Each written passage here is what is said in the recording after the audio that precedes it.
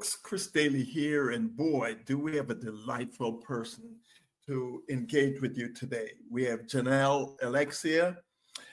In a world where creativity meets purpose, Jenelle stands as a bridge between the continents of culture and generations. Born in the United States of Jamaican parents, she has become one of the most dynamic voices in the Caribbean diaspora. She's a fashion designer, award-winning author, and app developer, an actress, and a global literacy advocate. Boy, get a cup of tea, listen in. This young lady is going to share with us about her roots, her vision, and giving back to an island that raised her spirit. To do the interview is my co-partner, Janice. Janice, take it away. Well, thanks, Chris. Janelle, welcome. Thank you for having me. Hello. You were born in the United States to Jamaican parents. You can share some of your earliest memories on how Jamaican culture shaped your identity and creativity growing up. So, yes, I was born in the United States and my parents are Jamaican. To me, Jamaica is like my heartbeat. Yes, I'm born here in America, but everything to me is the Jamaican culture. I don't know how to even really be American, so to say.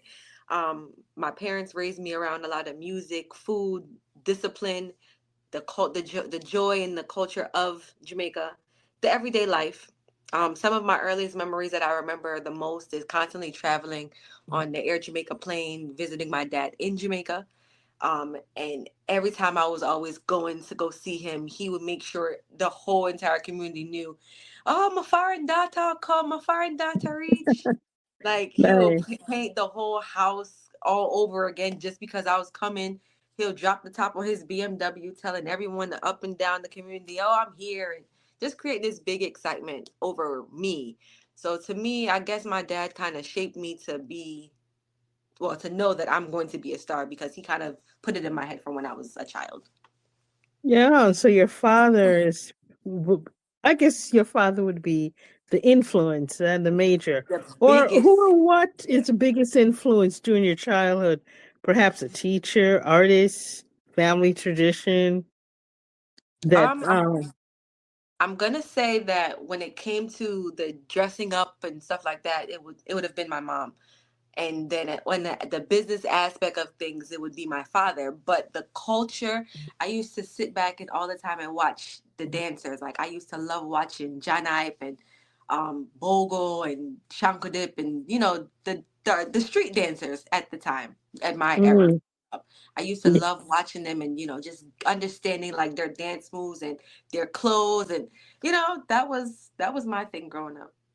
The bef- music and the dancing, truly. well, artistry is definitely impacted on you. So Big time. before you became a let's say, author, fashion designer, producer, and app creator, what moment or experiences convinced you that this was a journey for you? It honestly took me some time. I went to college, got my degree and things like that. But again, it goes back to my dad. When my dad got murdered, after that, it kind Ooh. of just changed my whole perspective on like what was next for me. And I lost my scholarship when I went to his funeral. So after that, it was just like, what am I gonna do now once I lost my job? So it was like, oh, and then everything from there kind of just like started to download in me, and it was just like, okay, well, this didn't work. I still have my business degree, so what do we do from here? And then Mm. was how I started a Legends because I'm like, to me, my dad left a legacy, so I want to, do the same going forward for my child. Yeah, I see. Your children's storybook have touched thousands of young readers. What inspired the character Kiara, and what message do you hope young readers, especially the Caribbean diaspora, to take from her journey? Well, firstly, my hope is that that the kids that read the story, read the books, that they remember who they are, and just overall the fact that I did mention the culture or put pieces of the culture in the book when it came back to, as I said, like the Air Jamaica plane. To me, that was something that I grew up on, and we no longer have that. So that, to me, that's history. Unfortunately, yeah. Yeah. So to me, that is my pieces of history. um the little girl Kiera, she is me. The only difference with Kiera was that Kiera actually went through a competition and things like that. Whereas though in my real life story, I didn't go through a competition. I was just getting fight from my community. When I decided to move forward with the A Legends brand. But designing, as I said, when it came back to my mom, I used to love seeing my mom dress up and things like that. So I kind of got the idea of fashion and modeling and stuff like that from her. But I kind of just I went overboard, so to say.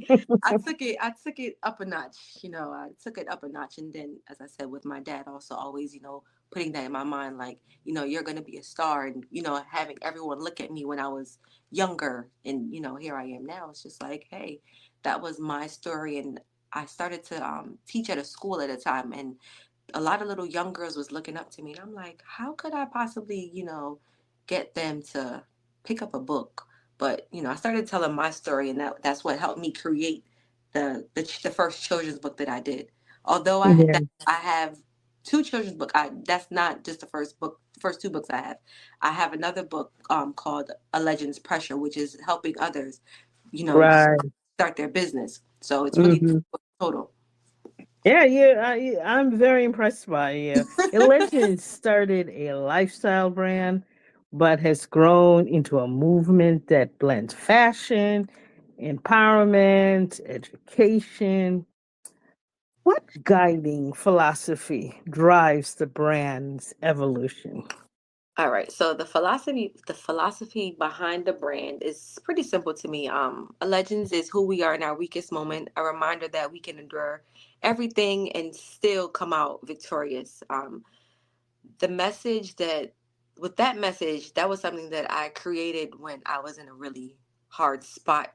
Mhm. And I realized that the more I kept pushing that and kept, reciting it to myself, I began to believe it. And the more I put it out there in the atmosphere, the people that were actually wearing the brand, like they started to look at themselves like they were legendary, and Mhm. they felt empowered within themselves, even wearing the brand. And just knowing that I started to create that little bit of hope and, Yeah, um, well, I think the whole purpose of brands is to create a feeling, you yeah, know? and If it, I it wear definitely this, works. if I drive that. So A Legends is positive, very positive. You've Very managed positive. to merge fashion with technology and literature into it. Ecosystem? Would that be the right word? Sometimes you've done a few. What has been the biggest lesson or breakthrough in the crossing of those industries successfully? Um, Goodness, that's hard. I'm not even sure what um, hmm.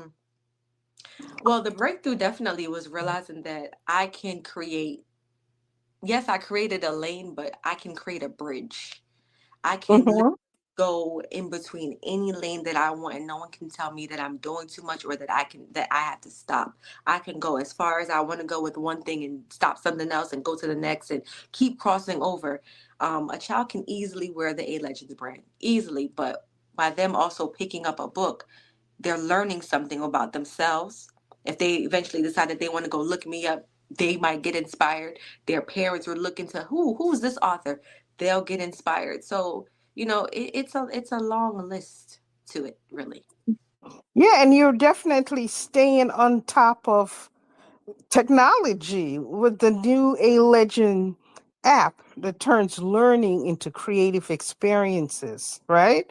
How do Right. you see technology reshaping the way children, especially under source communities, how do they learn to imagine their future? What do you Well, hmm.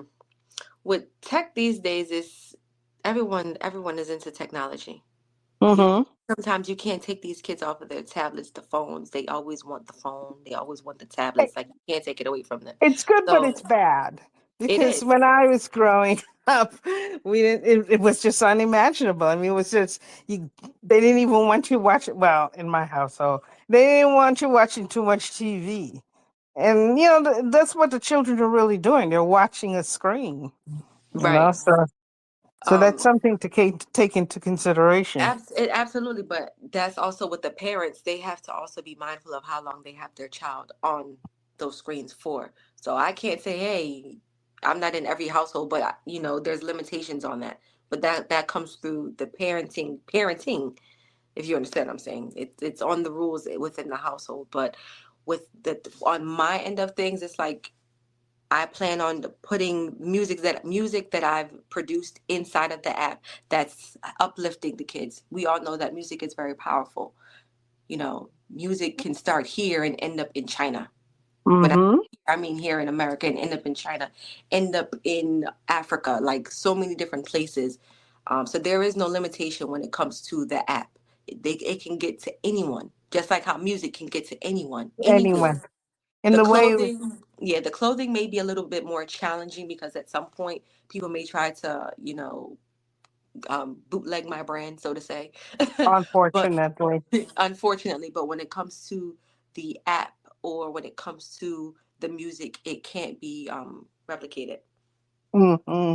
Well, your success is not going unrecognized. Yeah, the Right. diaspora Yes. is just giving you some love. Yes. Receiving the Diaspora Excellence Award is a remarkable honor.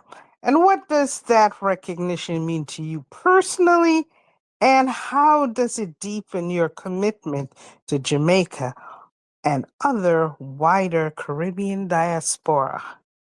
Well, receiving the award was it was definitely emotional for me. Hmm. It really was.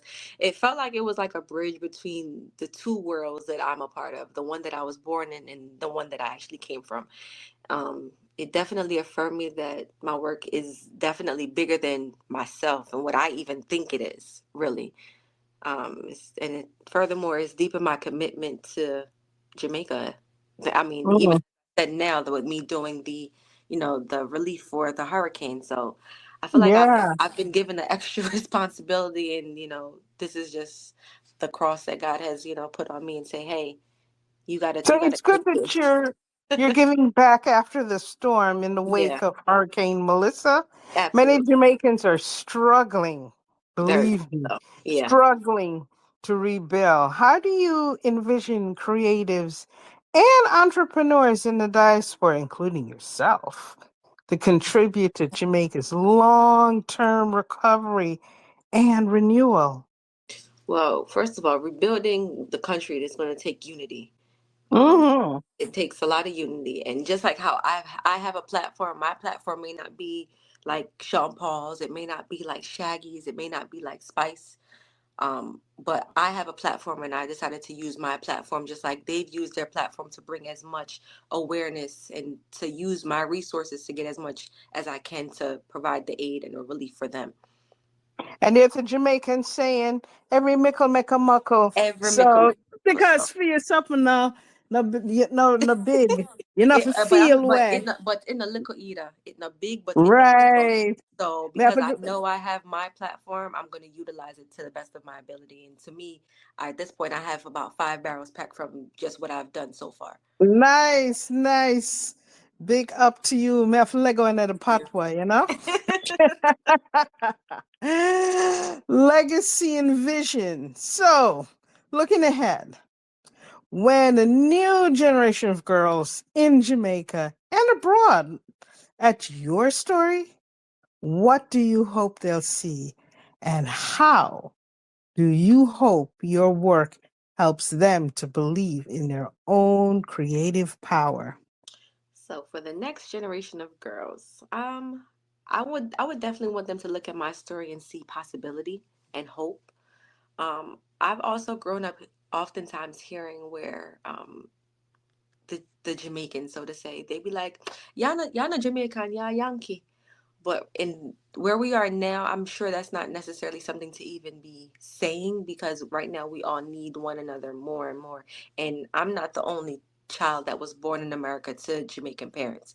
There's plenty more that's out there that have migrated and had to do the same thing. So there's a lot of younger, girls and even little boys that's, coming up.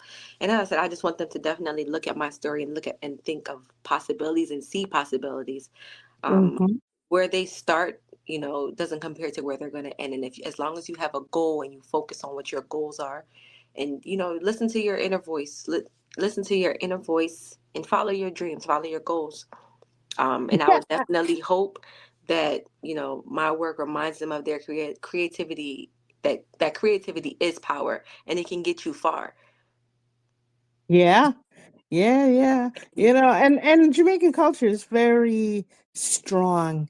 So people, I mean, for example, reggae music is literally played on all 7 continents. So Absolutely. we we like about with Talawa. Lick So about with Talawa, yeah, and Talawa, true, that, yeah, So the journey that you're on is proof that purpose and creativity are intertwined, right? absolutely. And can transcend borders. So from New York to Jamaican classroom, the mission is clear. Very Build a clear. legacy where every child, and I do mean every child, um, especially those in the Caribbean, discovers the legend within. We've had such a wonderful time talking to you.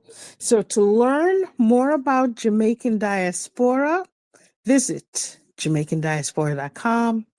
To learn more about Chris Daly, visit AskChrisDaly.com.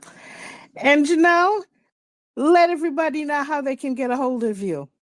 Well, you can contact me on Instagram. That's my favorite place to be, at J_Alexia Banks. That's J_ALEXIABANKX. Or you can always go on the A Legends website, which is www.alegendslb. That's ALEGENDSLB.net. All right, we'll see you next time. Thanks for stopping by. Bye now. Thank you for having me.